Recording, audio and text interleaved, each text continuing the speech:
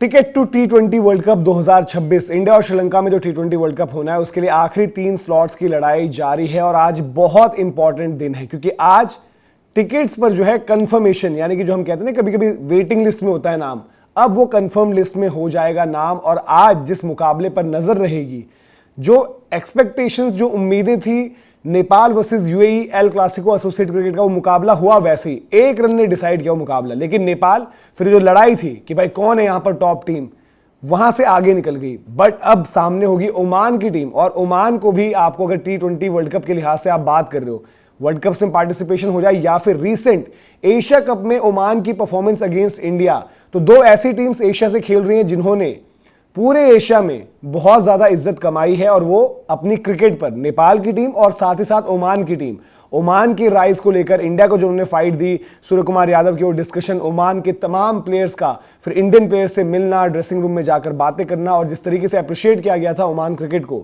वो भी काबिल तारीफ है। और वहां पर जो हम पहले भी कह रहे थे भाई कि नेपाल का ये ना इंडिया चैलेंज भी रहेगा, और ओमान में काफी खिलाड़ी ऐसे हैं जो इंडिया से जिनके रूट्स हैं, साथ साथ पाकिस्तान से भी रूट्स हैं।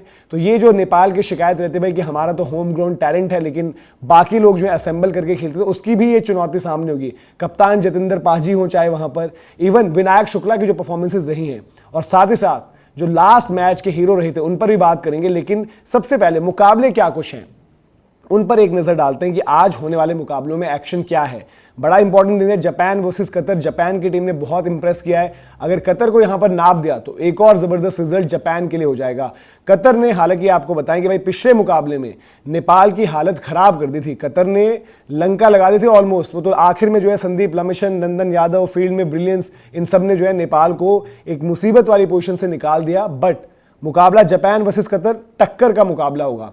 अब बात करें यूएई जो हाईएस्ट रैंक टीम थी अभी तक अगर देखें तो उनके हाल बुरे हैं।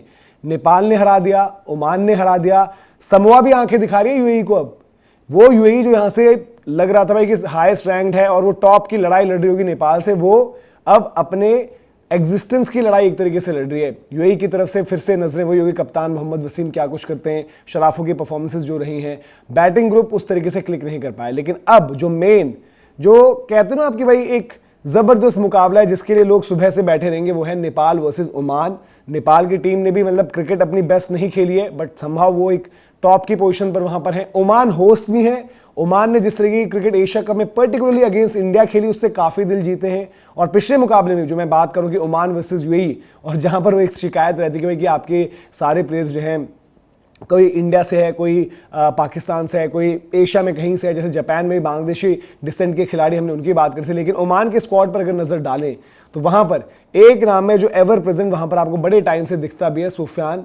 और सुफियान ने ही पिछले मैच में जो यूएई का जो ट्रम्प कार्ड, कैप्टन और सबसे बड़ी विकेट थी, सुफियान ने ही वहां पर विकेट निकाली थी मोहम्मद वसीम की, और वो एक बड़ी विकेट रहती है। तो हमेशा एक जो हम बात करते हैं कि, और सुफियान क्योंकि मैंने बात करें ओमान से ही, वो उनके जो है कह सकते हो कि जो आप कहते हो कि होम ग्राउंड टैलेंट्स की जो बात होती है, तो वहां पर उनकी प्रेजेंस कुछ उस तरीके से है। लेकिन जो बाकी का भी आप स्क्वाड देखोगे वहां पर भी आपको जो है परफॉर्मर्स जो है वो नजर आते हैं। और नदीम खान पिछले मुकाबले में जिस तरीके से फिनिश, अगर आप देखें वो मुकाबले के स्कोर्स निकाल कर देखें, जहां पर फंस रही थी ओमान अगेंस्ट यूएई, मतलब अच्छी स्टार्ट हो गई थी फिर फंस गए थे, पता नहीं कौन सी फंसी हुई क्रिकेट खेली।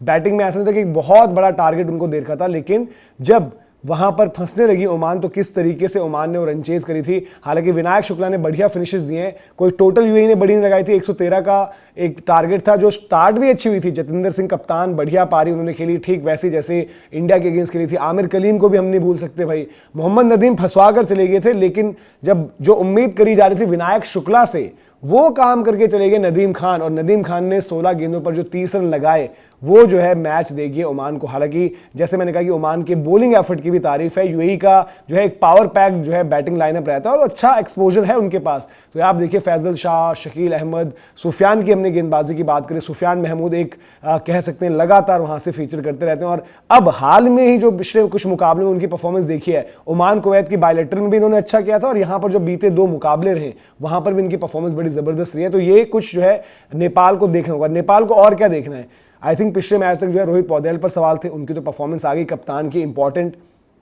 अब यह कुशल मल्ला का क्या करना है। पिछले मुकाबले में आदिल आलम आए जरूर थे, लेकिन ललित राजवंशी को बाहर किया गया था।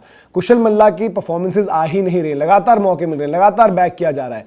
बट अब हाई टाइम, क्योंकि जो हमने बात कही कि भाई ये मुकाबले तो बड़े टाइट रहे पूरे क्वालिफायर्स में, और ऐसा भी नहीं रहा कि बड़ी आसानी से टीम जीतती गई हैं। लेकिन यहाँ पर जब दो, अभी हम कहें कि क्रिकेट जो जिन्होंने खेली है, क्रिकेट अपनी बेस्ट नहीं खेली है, बट अभी तक जिस तरीके का रन रहा है टूर्नामेंट में, तो ये मुकाबला कहीं ना कहीं जो जीतेगा उसका एक तो टिकट भी कंफर्म हो जाना है, साथ ही साथ आप ये भी कहोगे जो एक हो रही है कि नंबर 1 कौन है, नंबर 1 की लड़ाई हो गई है। यूएई को हराकर नेपाल उसमें आगे निकल गई थी, बट अब सामने ओमान है, और ओमान वाली फाइट ये तय करेगी वो नंबर 1 वाली बात कि किसमें है वो नंबर 1 वाली बात। हालांकि एट द सेम टाइम जो हम बात करेंगे, नेपाल का बॉलिंग एफर्ट बड़ा जबरदस्त रहा है, फील्डिंग एफर्ट बड़ा जबरदस्त रहा है, लेकिन पावर प्ले कतर वाली गेम में जहां पर नेपाल ने 33 पर 2 का पावर प्ले खेला, वहां पर कतर ने कुछ 53 या 55 रन लगाए थे विदाउट एनी लॉस। लेकिन आगे की जो पिटाई थी वो भूले नहीं होंगे नेपाल के बॉलर्स, तो उनको ये देखना है कि पिटाई चलो हो जाए, बॉलर्स कमबैक भी करा देते हैं, बट बैटिंग फ्रंट में आप लैग कर रहे हो। पर्टिकुलरली जो हम बात कर रहे हैं कि मतलब ठीक है, आसिफ शेख की भी 50 आ रखी है, कुशल भुरतेल की भी 50 आ रखी है, बट 50 की बात करें तो रोहित पौडेल की भी 50, बट जो आपको स्ट्राइक रेट चाहिए, जो इंपैक्ट चाहिए, वो थोड़ा सा ऊपर से मिसिंग है। और फिर दोबारा जो है हम जो बात करते हैं घूम फिर के गुल्लू चैंपियन गुलशन झा कि आप आइए छक्के लगाइए, वो कैमियो हमें दीजिए तो हम वहां पहुंचे। पिछले मैच में जो हम बात करें, जो चाहे गुलशन झा की हिटें थी, सोमपाल कामी 3 छक्के जो इन्होंने लगाए थे, वो मैच में बहुत बड़ा फर्क डाल गया, क्योंकि इक्वेशन जो थी अलग अलग स्टेज पर कतर जब चेज कर दी है, जब उनकी एक भी विकेट नहीं गिरी हुई थी, 66 पर 73 चाहिए थे। फिर उसके बाद इक्वेशन एक बारी क्या हुई कि 42 गेंदों पर 43 रन चाहिए, फिर ऐसे रही कि 24 गेंदों पर 26। वो ठीक है, संदीप लमिशन का स्पेल, नंदन यादव की bowling, but at the same time वो कतर थी, उनका इनएक्सपीरियंस था और वो चोक कर गए वहां पर। बाकी जो हम बात करें कि ओमान के पास वो एक्सपोजर, इंडिया के अगेंस्ट दी गई फाइट, तो ओमान भी ये बोलेगी ना कि यार कि देखो मुकाबला नेपाल से है, नेपाल की सब बात कर रहे हैं अभी, तो क्यों ना नेपाल के सामने अपना बेस्ट शो दिया जाए। और ओमान के पास जैसे हमने बोला कि प्लेयर्स भी वो हैं जिनके पास अच्छा एक्सपीरियंस है, जो हम बात भी करेंगे, ठीक है, वो अलग अलग हिस्सों से जो है काफ़ी लोग ओमान में गए, कुछ ओमान के खिलाड़ी हैं, तो उस टीम में भी दम है। तो ये मुकाबला जो है इंपॉर्टेंट रहेगा, और पूरा का पूरा दिन जो हम लोग कि जापान पहली गेम से नजरें रहेंगी। जापान की गेम अगर जापान जीतती है तो एक और स्टोरी जो है वहां पर निकल कर आएगी।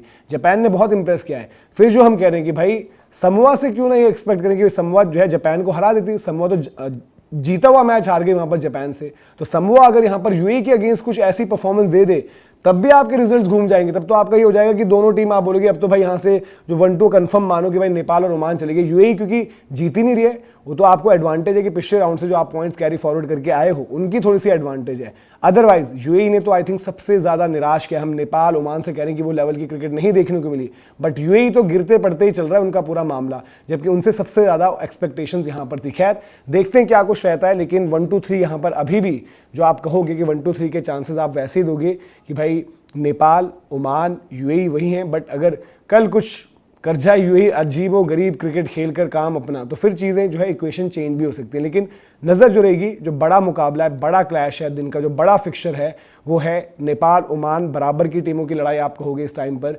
और ओमान भले ही नेपाल जो है वेस्ट इंडीज़ को जो है हरा कर आ रही, लेकिन ओमान जो है एक्सपीरियंस वहाँ पर पाकिस्तान के अगेंस्ट बुरी तरीके से पिटे थे, फ्लॉप शो रहा था पूरा का पूरा, बैटिंग जो है कोलैप्स। लेकिन वहीं इंडिया के अगेंस्ट जीत नहीं पाए थे, गेम में वैसे चांसेस भी नहीं बन रहे थे कि जीतेंगे, बट जिस तरीके की लड़ाई लड़ी थी वहां पर इज्जत जरूर उन्होंने कमाई थी। तो यहां पर एशिया में ये वाली जो लड़ाई है कि भाई की इज्जत की लड़ाई किसकी क्रिकेट कमाएगी, हो ये देखना इंटरेस्टिंग रहेगा। अगर आपको वीडियो और इन्फॉर्मेशन पसंद आई हो तो लाइक करें, शेयर करें, सब्सक्राइब नहीं किया गेम चेंजर्स को तो सब्सक्राइब जरूर करें। अभी के लिए इजाजत, जय हिंद, जय भारत।